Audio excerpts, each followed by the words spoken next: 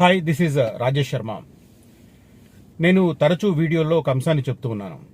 HMDA అనేది ఇక ఉండదు, దాన్ని హెచ్ఎంఆర్గా మారుస్తూ జీవో నంబర్ 68 మార్చి 12వ తేదీన ప్రభుత్వం విడుదల చేసింది అని. అయినా కూడా చాలా మంది ఇంకా హెచ్ఎండిఏ అనే పదాన్ని వాడుతూ ఉన్నారు. ఎందుకంటే ప్రభుత్వ అధికారులు యంత్రాంగమే అట్లా వాడుతున్నప్పుడు మనం కూడా వాడడంలో తప్పేమీ లేదు. కాకపోతే హెచ్ఎండిఏ అనేది ఇక చరిత్ర, హెచ్ఎంఆర్ అనేది భవిష్యత్తు. హెచ్ఎంఆర్ 2050 మాస్టర్ ప్లాన్ రెడీ అవుతుంది. అప్ టు RRR వరకు హెచ్ఎంఆర్ లిమిట్స్ ఉంటున్నాయి. కాబట్టి ఆ లోపల ఉన్న భూమిని సెక్టర్ల వైజ్గా ఎలా కేటాయించాలి, జోన్ల వైజ్గా ఎలా చేయాలి అనేది విషయంలో ఇప్పుడు కసరత్తు తుది దశకు చేరుకుంటున్న పరిస్థితి. దానికి సంబంధించిన హైలైట్స్ ఇప్పుడు నా నోటీస్లోకి వచ్చాయి. ఆ హైలైట్స్ని నేను ఈ వీడియోలో వివరించే ప్రయత్నం చేస్తాను. ఎప్పటికల్లా ఈ హెచ్ఎంఆర్ మాస్టర్ ప్లాన్ రెడీ అవుతుంది, ఏ అంశాలను పరిగణలోకి తీసుకుంటున్నారు, ఇవి నేను ఈనాటి వీడియోలో నేను ఎక్స్ప్లెయిన్ చేసే ప్రయత్నం చేస్తాను. సో వీడియోను స్కిప్ చేయకుండా మొత్తం వీడియో చూడండి. మళ్ళీ చెప్తున్నాను, హెచ్ఎండిఏ ప్లేస్లో హెచ్ఎంఆర్ను తీసుకొస్తూ 2025 మార్చ్ 12th రోజు, ఈ సంవత్సరం మార్చ్ 12th రోజు జీవో నంబర్ 68 జారీ అయింది. దాని ప్రకారం అప్ టు RRR లోపలి ప్రాంతం అంతా హెచ్ఎంఆర్గా. RRR లోపల ప్రాంతం ఇప్పటి వరకు డిటిసిపి వెంచర్లు ఏమన్నా ఉన్నా కూడా అవి కూడా బై డిఫాల్ట్ హెచ్ఎంఆర్ వెంచర్లుగా మారిపోతాయి, అంటే హెచ్ఎండిఏ వెంచర్లుగా మారిపోతాయి. కాబట్టి రీజనల్ రింగ్ రోడ్ లోపల ఉన్న వాటికి సంబంధించి ఎవరైనా ఎంక్వైరీ చేసినప్పుడు మీరు అదేంటి హెచ్ఎండిఏ అయినా డిటిసిపి అని అడగనక్కర్లేదు. ఒకవేళ డిటిసిపి అయినా కూడా అవి బై డిఫాల్ట్ హెచ్ఎంఆర్ వెంచర్లుగా అయిపోతాయి. ఎఫ్సిడిఏకి సంబంధించి మాత్రం ఎఫ్సిడిఏ కూడా లేఅవుట్ల అప్రూవల్, కన్స్ట్రక్షన్ అప్రూవల్స్ అది కూడా ఇస్తుంది. కాబట్టి అది కూడా విత్ ఇన్ హెచ్ఎంఆర్ లిమిట్స్లోనే పనిచేసే సంకేతాలు కనిపిస్తున్నాయి. ఇక ప్రధానంగా ఈ హెచ్ఎంఆర్ 2050 మాస్టర్ ప్లాన్కు సంబంధించి, అంటే వచ్చే 25 సంవత్సరాల కాలంలో రీజనల్ రింగ్ రోడ్డు లోపలి ప్రాంతంలో ఏ ప్రాంతాలను ఏ జోన్లుగా ఉంచాలి, రెసిడెన్షియల్ జోన్ ఏంటి, కన్జర్వేటివ్ జోన్ ఏంటి, గ్రోత్ కారిడార్స్ ఏంటి, ఇండస్ట్రియల్ కారిడార్స్ ఏంటి, వీటన్నింటికి సంబంధించి ఒక సమగ్రమైన మాస్టర్ ప్లాన్ ఇప్పుడు రెడీ అవుతుంది. ఆ డీటెయిల్స్ నేను చెప్తాను. ఇప్పుడు బృహత్ ప్రణాళిక కసరత్తులో కదలిక అంటూ మనకు కనిపిస్తుంది. మ్యాప్ దీనిలో ఏమేం చేస్తున్నారంటే, నివేదికలో మ్యాపింగ్ హెచ్ఎండిఏ పరిధి ప్రస్తుతం ఇంతకుముందు అంటే 7,200 చదరపు కిలోమీటర్లు ఉండేది హెచ్ఎండిఏ. ఇప్పుడు దాన్ని హెచ్ఎంఆర్గా మారుస్తూ పరిధి పెంచారు. కాబట్టి మొత్తం 10,472 చదరపు కిలోమీటర్లకు పెరిగిపోతుంది. ఈ ఏరియా మొత్తం జియో ట్యాగింగ్ చేస్తున్నారు. జియో ట్యాగింగ్ చేసి ఎక్కడ ఏంటి అనేది పూర్తి క్లారిటీతో వర్కౌట్ చేస్తున్నారు. జియో రెఫరెన్స్ వ్యవస్థతో ఎలాంటి లోపాలు లేకుండా రూపకల్పన జరుగుతుందని చెప్పి చెబుతున్న పరిస్థితి. ఇక సంస్థకు సంబంధించి కూడా హెచ్ఎండిఏకి సంబంధించి ఇంతకు మనకు తెలుసు 6 జోన్లు. 6 జోన్లను కూడా ఆ జోన్ల సంఖ్య పెంచడం, 10 జోన్లుగా పెంచడం, ఆ పని విభజన కూడా అంటే వర్క్ డివిజన్ కూడా ఆ రకంగా చేయడానికి ప్రయత్నం చేస్తున్నారు. సంస్థ పునర్వ్యవస్థీకరణ, హెచ్ఎండిఏ పరిధి పెరగడంతో అదనపు యంత్రాంగం చాలా అవసరపడుతుంది. ఎక్కడెక్కడ స్థానికంగా జోన్లు ఉండాలి, ఎంత మేరకు సిబ్బంది అవసరం, వారి అధికార పరిధి ఏంటి, వాటి డ్యూటీ సంబంధించిన రెస్పాన్సిబిలిటీ ఏంటి, ఇలా పలు అంశాలను కూడా స్టడీ చేసే ప్రయత్నం చేస్తున్నారు. ఇంకొకటి ఏంటంటే లోకల్ ఏరియా డెవలప్మెంట్ ప్లాన్. నేను మొన్ననే ఒక సపరేట్ వీడియో కూడా చేశాను. మాస్టర్ ప్లాన్లో అతి కీలకమైన లోకల్ ఏరియా డెవలప్మెంట్ ప్లాన్ తయారీ బాధ్యతను కూడా కన్సల్టెన్సీకి. అంటే ఓవరాల్గా ఇప్పుడు ఏం జరుగుతుందంటే, ఈ మాస్టర్ ప్లాన్కు సంబంధించి అధికార యంత్రాంగం దీని మీద వర్కౌట్ చేస్తున్నారు. అధికార యంత్రాంగం వర్కౌట్ చేస్తున్నప్పటికీ కూడా మళ్ళీ ఒక ప్రత్యేకమైన కన్సల్టెన్సీకి ఈ బాధ్యతలను ఇప్పించడం ద్వారా జియో ట్యాగింగ్ కావచ్చు, వీటికి సంబంధించి లోతుగా అధ్యయనం చేసే రకంగా, అంటే మాస్టర్ ప్లాన్ వచ్చే 25 సంవత్సరాల పాటు ఇంప్లిమెంటేషన్ లో ఉంటుంది, అమల్లో ఉంటుంది. కాబట్టి పరిపూర్ణంగా ఎలాంటి లోపాలు లేకుండా దీన్ని సమగ్రంగా తయారు చేసే కసరత్తులో భాగంగా ఈ 3 అంశాలను దృష్టిలో పెట్టుకుంటున్నారు. ఒకటి మ్యాపింగ్. ఎందుకు అంటే ఏరియా పెరిగింది, 7,200 చదరపు కిలోమీటర్ల నుంచి దాదాపు 10,472 చదరపు కిలోమీటర్లకు పెరిగింది. అంటే ఎంత యాడ్ అయింది? దాదాపు 3,200 చదరపు కిలోమీటర్లు యాడ్ అయింది హెచ్ఎండిఏకి సంబంధించి.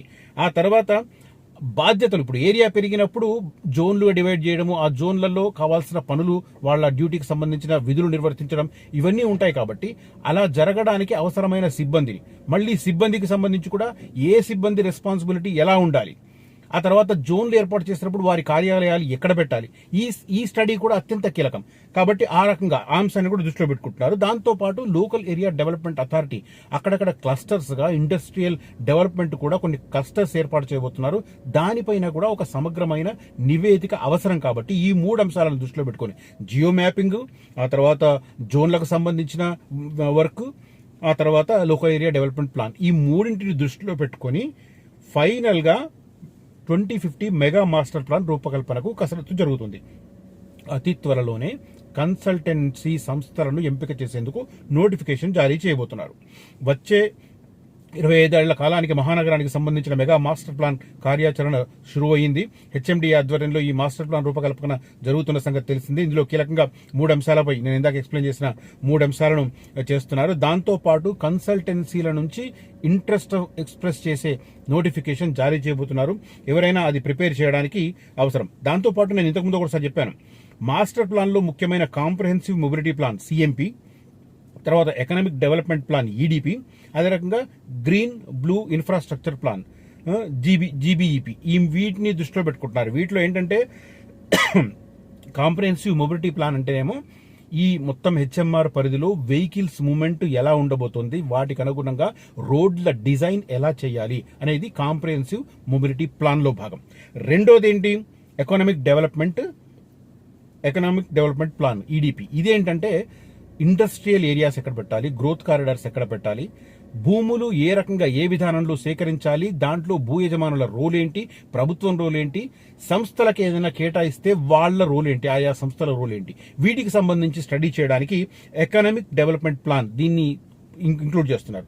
దాంతోపాటు గ్రీన్ అండ్ బ్లూ ఇన్ఫ్రాస్ట్రక్చర్ మనకు తెలిసిపోతుంది. గ్రీన్ అంటే గ్రీనరీ, అంటే ఎక్కడ ఫారెస్ట్ జోన్ అలాగే సేవ్ చేయాలి, అదే రకంగా కన్సర్వేటివ్ ఏరియాస్ ఉంటే వాటిని ఎలా సేవ్ చేయాలి, అది గ్రీన్ కింద వస్తుంది.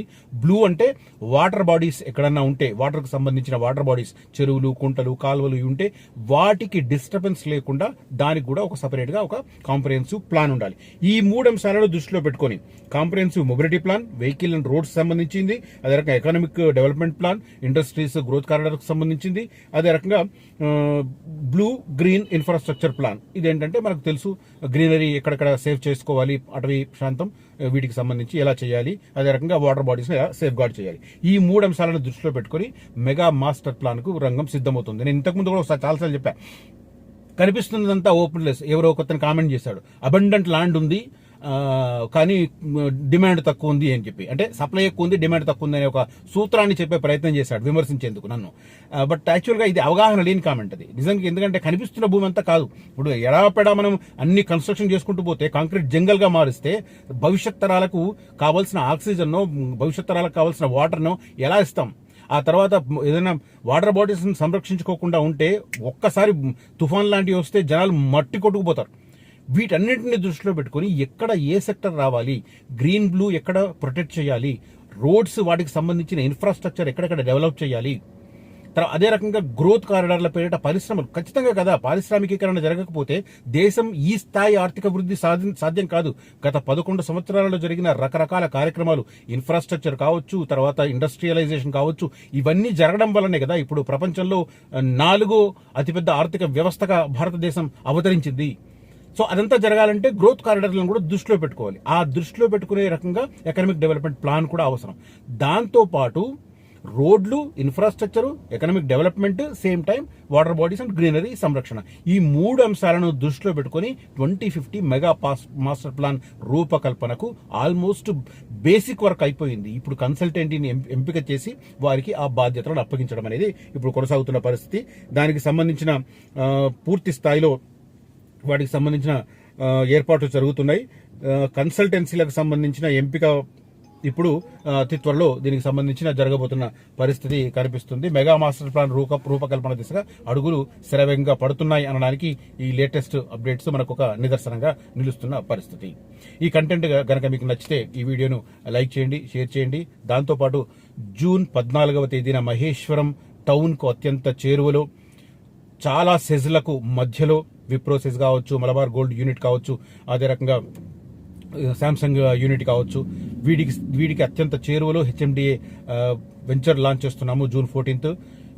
లాంచింగ్ ఆఫర్ను అందిపుచ్చుకుంటే మాత్రం ఖచ్చితంగా మీకు లెస్ దెన్ 1 yearలో ఒక 30-35% అప్రిషియేషన్ కన్ఫర్మ్గా వస్తుంది. సో వీలైనంత త్వరగా నన్ను కాంటాక్ట్ చేయండి, సందర్శించండి. 14th రోజు ఈవెంట్కు హాజరై అక్కడ బుక్ చేసుకుంటే మాత్రం ఖచ్చితంగా ఒక special gift and special discount ఉంటుంది. కనిపిస్తున్న నంబర్లో నన్ను కాంటాక్ట్ చేయవచ్చు. Thank you for watching this video. Signing off Rajesh Sharma.